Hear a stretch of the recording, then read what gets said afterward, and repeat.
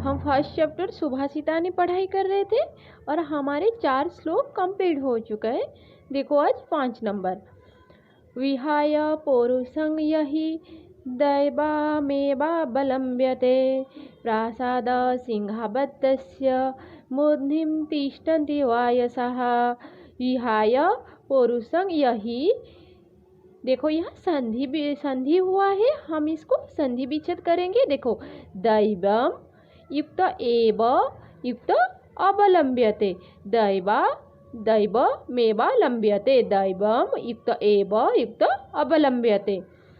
यहाँ प्रसाद सिंहवत् तस्य मूर्ध्निं तिष्ठन्ति वायसाः। देखो इसका मीनिंग क्या है। देखो विहाय, विहाय मीन्स छोड़कर, पौरुषम मीन्स परिश्रम, यही मीन्स जो व्यक्ति परिश्रम छोड़कर दैवम एव अवलंब्यते, दैव मीन्स भाग्य का, एव मीन्स ही, अवलंब्यते सहारा लेता है। क्या हुआ इसका मीनिंग। यो व्यक्ति परिश्रम छोड़कर, यो व्यक्ति पौरुषम परिश्रम विहाय छोड़कर दैवमेवा अवलंब्यते भाग्य को एवं ही सहारा लेता है। जो व्यक्ति परिश्रम छोड़कर सिर्फ भाग्य का सहारा लेता है उसका क्या होता है। प्रासाद सिंहवत्, सिंहवत् मीन्स, प्रासाद मीन्स महल, सिंह मीन्स शेर, सिंहवत् मीन्स शहर जैसे। पुराने जो जमाना में जो घर था, महल था, क्या होता था, महल के आगे सिंह का मूर्ति रखते थे, शेर का मूर्ति रखते थे ना। और वो शेर कुछ कर सकता था क्या किसी का। जब जीवित शेर को हम देखेंगे क्या करेंगे, डर जाएंगे, क्योंकि वो हमको मार के खा जाएगा। लेकिन पुराने जमाने में महल के आगे क्या करते थे, शेर का मूर्ति रखते थे, आर्टिफिशियल शेर रखते थे, उसका मूर्ति रखते थे। शहरवत्, प्रासाद सिंहवत्, पहले महल में जो शेर होते हैं, सिंहवत् मीन्स शहर जैसे, तो शेर जैसे महल में। तस्य मूर्ध्निं तिष्ठन्ति वायसः, मूर्ध्निं तस्य मीन्स उसका, मूर्ध्निं मीन्स सर, तिष्ठन्ति मतलब बैठते थे, वायसा मीन्स कोए।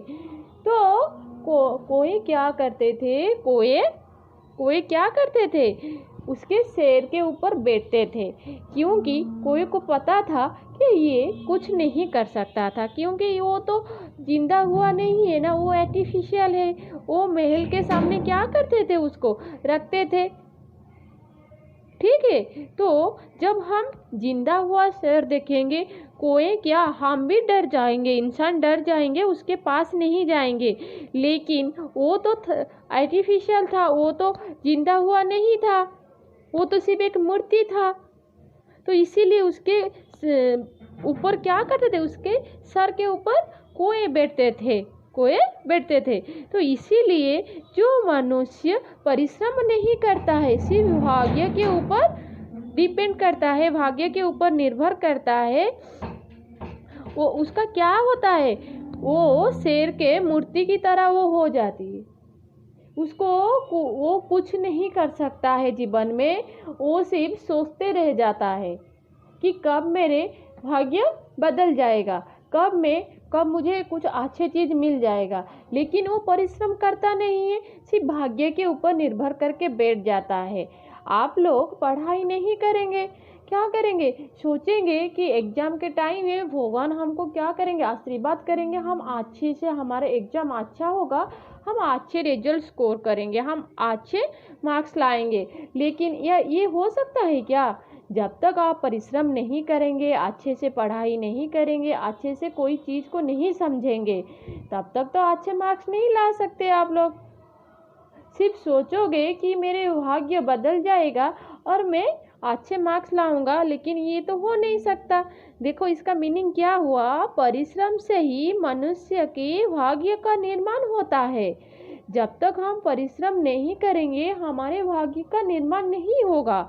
जब हम परिश्रम करेंगे अच्छे मार्क्स लाएंगे। जो व्यक्ति बिना परिश्रम किए कुछ पाना चाहता है उसकी दशा महल में स्थित उस शेर की मूर्ति की तरह हो जाती है जिसके सर पर कोए बैठे रहते हैं, अर्थात उसका भाग्य दुर्भाग्य में बदल जाता है। क्योंकि जिंदा हुआ शेर के सर के ऊपर तो कोई नहीं बैठ सकते, लेकिन वो जिंदा हुआ नहीं है इसीलिए बैठते हैं, तो उसका भाग्य क्या हुआ, दुर्भाग्य में बदल गया है। तो उसी प्रकार हम परिश्रम नहीं करेंगे, हम भाग्य के ऊपर बैठेंगे कि हमारे भाग्य में जो है वो होगा। हमारे बिना परिश्रम किए हम बोलेंगे कि हमारे भाग्य हमको सब कुछ ठीक कर देगा, लेकिन होगा नहीं ऐसा। हमारे भाग्य क्या होगा, दुर्भाग्य में बदल जाएगा, हम फेल हो जाएंगे। एक अच्छा स्टूडेंट क्या करेगा, पढ़ाई नहीं करेगा, सोचेगा मेरे भाग्य में होगा तो मैं तो फर्स्ट पोजीशन में आ जाऊंगा, लेकिन जब पढ़ाई नहीं करेगा उसको तो कुछ आएगा नहीं, वो एग्जाम में क्या लिखेगा, फिर क्या होगा, फेल हो जाएगा। उसका भाग्य क्या हुआ, दुर्भाग्य में बदल गया। इसीलिए हमको हमेशा परिश्रम करना चाहिए, कभी भी हम भाग्य के ऊपर छोड़ के नहीं बैठना चाहिए। ठीक है, बिना परिश्रम करते हुए हम ये नहीं सोचेंगे कि हमारे भाग्य चेंज हो जाएगा, बदल जाएगा, हमको सब कुछ अच्छे मिल जाएगा, लेकिन ऐसा कभी होता ही नहीं है। इसीलिए हमेशा हमको परिश्रम करना चाहिए। ठीक है, चलो श्लोक नंबर 6 देखो क्या है। पुष्प पत्र फल छाया मूल बक्लादारोभिः धन्या महिरुहाय संग विमुखं यान्ति नार्थिनः।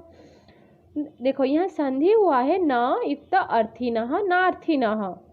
ठीक है, देखो पुष्पम, पुष्प मीन्स फूल, पत्र, पत्र मीन्स पत्ते, पुष्प पत्र फल, फल तो आप लोग को पता है जो उसका फल है, और छाया, छाया मीन्स उसको जो छाए है, और मूल, मूल मीन्स जड़, उसका जो मूल है जड़ है। वल्क्लदारोभिः, देखो वल्क्ल मीन्स छाल, दारोभिः मीन्स उसका लकड़ी। एक पेड़ हमको क्या क्या देता है आप लोग को तो पता है, पुष्प देता है और क्या देता है, पुष्प पत्र भी देता है, फल भी देता है, उसका छाया भी देता है, और उसका मूल जो उसका जो जड़ को भी ला के हम क्या कर सकते हैं, कोई एक पेड़ का जड़ से भी दूसरा पेड़ भी हो सकता है, और जड़ को भी ला के हम जला सकते हैं, जला के खाना बना सकते हैं। और उसका छाल में भी कोई पेड़ का छाल में भी बहुत कुछ चीज बनता है, उसका छाल भी, उसका दारू भी, उसका लकड़ी भी हमको मिलता है। धन्या महिरुहाय संग विमुखं यान्ति नार्थिनः। धन्या वो पेड़ धन्या है, वो वृक्ष जो वो धन्य है। महिरुहा, महिरुहा मीन्स वृक्ष, वो वृक्ष धन्य है। यसांग, यसांग मीन्स जिसने, विमुखं यान्ति नार्थिनः, विमुख मीन्स निराश, नहीं, यान्ति, यान्ति मीन्स लौटना, आर्थिनः न युक्त आर्थिनः, नार्थिनः मीन्स मांगने वाला व याचक। कभी मांगने वाला उसके पास जाता है, ठीक है, उसके पास कभी मांगने वाला जाता है तो सपोज पेड़ में फल है, क्या पेड़ हमको मना करता है कि मेरे फल मत खाओ, वो भी हमको फल देता है।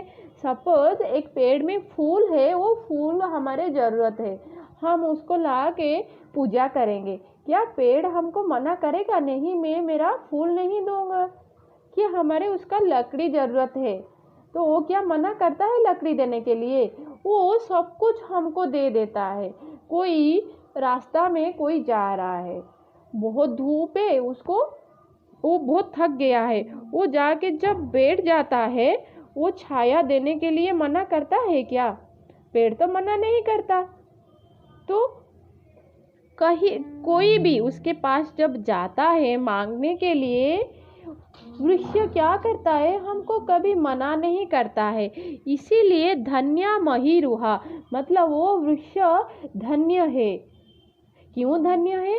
क्योंकि येषां विमुखः, कोई भी पार्थिनः, कोई भी यान्ति न अर्थिनः, कोई भी उसके पास जब जाता है कभी लौट कर नहीं आता है, बिना कुछ ला के लौट कर नहीं आता है, निराश हो के नहीं आता है। विमुख मीन्स निराश होना, निराश हो के नहीं आता है कभी भी। जिस चीज़ के लिए वो जाता है पेड़ के पास, वो लेके ही आता है। इसीलिए वो महिरुहा को, वो वृक्ष को धन्य है, वो धन्य है वृक्ष। ठीक है, तो ये श्लोक से हमको ये सीखने को मिलता है बच्चों, सपोज हमारे पास कुछ है और हमको कोई मांगने आता है तो हम उसको निराश नहीं करना चाहिए। ठीक है, तो हमारे पास जो है कोई हमको मांगने आता है तो हम हमारे लिए रख के भी उसको देना चाहिए, क्योंकि तभी इंसान हमारे पास मांगने आता है जब उसके पास नहीं होता है वो चीज़। तो हमारे पास होता है तो हम उसको हेल्प करना चाहिए। हम कुछ नोट्स बनाए हैं, हमारे पास कुछ बुक्स है, नोट्स बनाए हैं और हमारे दोस्त नहीं बनाया, कि हमारे दोस्त को ये कुछ प्रॉब्लम है, उसको वो नहीं कर पा रहा है, तो हमको पता है तो हम उसको हेल्प करना चाहिए, हम उसको नोट्स देना चाहिए, हम उसको समझाना चाहिए। ठीक है, तो कभी कोई भी चीज़ हमारे पास होता है तो कोई हमको मांगने आता है तो हम उसको मना नहीं करना चाहिए। देखो इसका मीनिंग देखो, वृक्ष फूल, फल, छाल व लकड़ी आदि के माध्यम से मनुष्य जाति पर उपकार करते हैं। वृक्ष का प्रत्येक भाग मानव कल्याण में काम आता है। इस प्रकार वृक्ष के पास आया हुआ कोई भी याचक निराश होकर नहीं लौटता है। याचक मीन्स मांगने वाला, कोई भी मांगने वाला आता है वृक्ष के पास, कभी भी निराश होकर नहीं लौटता है। वृक्ष उसको क्या करता है? कुछ ना कुछ देता है। ठीक है, तो हमको ये सीखने को मिला कि हमारे पास कोई आता है कुछ मांगने के लिए, हम उसको निराश नहीं करना चाहिए।